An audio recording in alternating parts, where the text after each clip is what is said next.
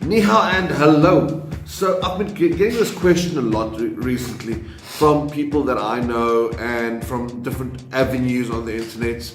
So they ask me, how much does it cost to get to China? And then your first month after that, you need to survive because you'll only get a salary after your first month of work. So I sat down, I did the calculations, and I would like to share them with you. But before I start, a small disclaimer. These are my costs. These are what it cost me to do my visa, do all my paperwork out of South Africa, flying out of South Africa.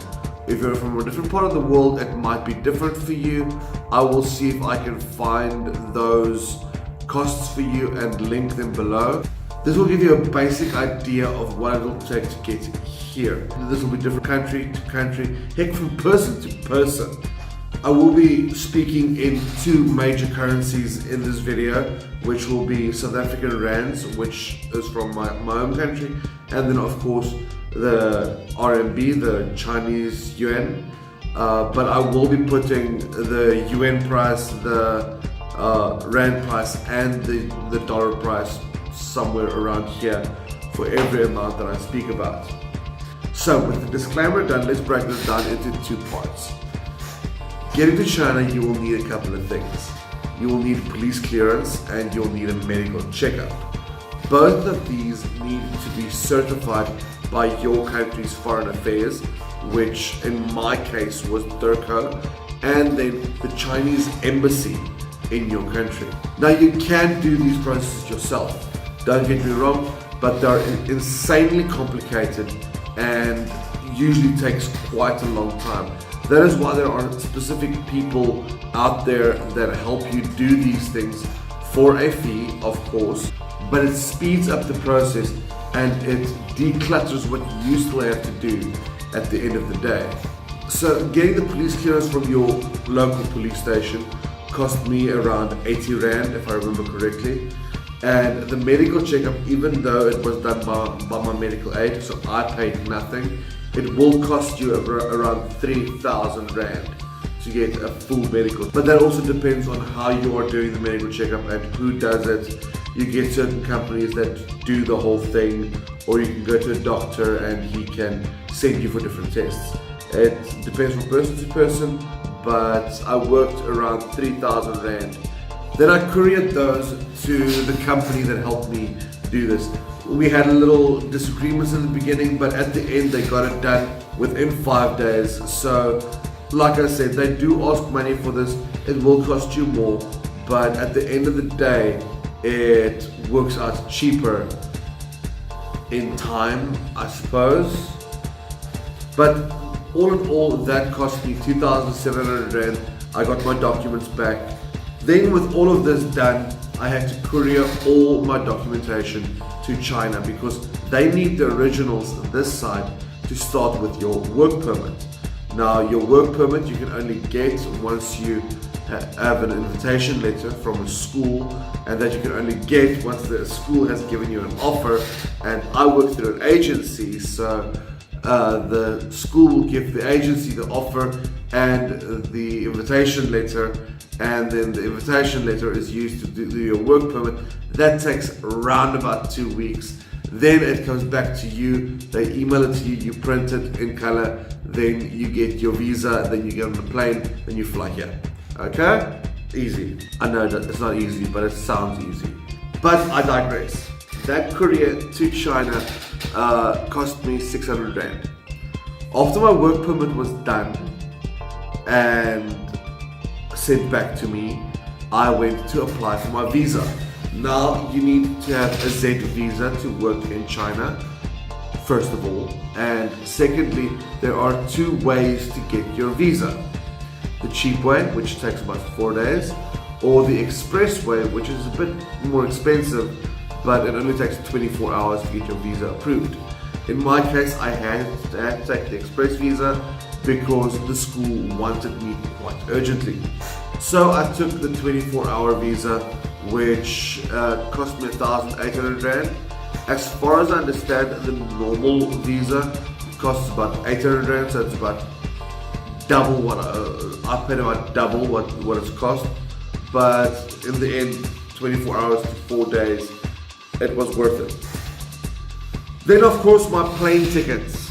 The most expensive item on this list is the way to get to China. Now my plane ticket was around about 6,000 rand, and if I can give you a bit of advice, always book your ticket at least a week in advance. And Mondays and Thursdays, I believe, are the cheapest days to fly. I don't know why. Maybe the airlines don't like those days. That's up to them. But the cheapest days to fly are Mondays and Thursdays. And always book your ticket in advance, because the further in advance you can book your ticket, the cheaper it gets. Now here is where two conflicting pieces of advice come in. Never book your ticket before you have your visa. Never book your ticket too far away after you've gotten your visa. So it doesn't help you booking your ticket 6 months in advance and you don't get your visa in time, or you don't get your visa at all. So two conflicting pieces of advice. You have to choose which one works better for you. Like I said, my ticket cost me about 6,000 rand. I flew from Cape Town to Joburg, from Joburg to Dubai, from Dubai to Beijing, and that was around about 23 hours. So if we break this down, my total cost to get to China was 14,180 rand, give or take a rand or two. But that's getting to China. That is physically getting off the plane in China. So once you get to China, depending on when you get here, where you're going or whatever, there are two things that are a constant that you will have to pay. As soon as you land in China, you need to register with the police station. So that'll start the process of your residency permit and your work permit. And within the next day or so, you will need to get your medical checkup this side done. That'll cost you 4,460 RMB. And then your residency permit will cost you a further 400 RMB. Then living expenses for the first month that you're in China works out, well, let's break it down. For electricity, I get by on about 100 RMB per month, and drinking water about 150 rand. I bought a card that has lasted me for 3 months so far, and I haven't even used half of it. As for cell phone and internet, you will need to get that installed and get yourself a SIM card and so on.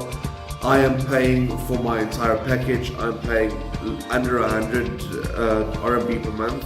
I think like 60 RMB, and I've got enough internet to upload to YouTube, for example. But the setup fee for your internet and for your cell phone will cost you around about 250 RMB. It could be less, could be a bit more. And then groceries, we all need to eat, and we all need to survive by eating. I do eat out a lot, takeaways and restaurants and so on. If you're willing to eat Eastern foods, Chinese foods, food is extremely cheap. And groceries in that regard is extremely cheap. I got away with about 1,500 RMB for the month. But if you want Western foods, you can find it at import markets and so on. But it's going to cost you a lot more. So the first month in China then, of course, comes down to approximately 2,860 RMB. Let's round it to 3,000 RMB. So from beginning to the end of your first month here, you will need approximately 20,000 Rand, which is approximately 10,000 RMB, which is about $1,500. But remember, I need to reiterate, these were my costs. your costs might look different, but this is a framework for you to work around to budget for yourself to get to China. So let me end this off by a because China moment. A lot of the times you walk around here as a foreigner and you see things and moments and just random things, and you have to ask yourself, why? And the answer in those situations are simply because China. So this is our because China moment for the day. A kindergarten child wearing a t-shirt like that.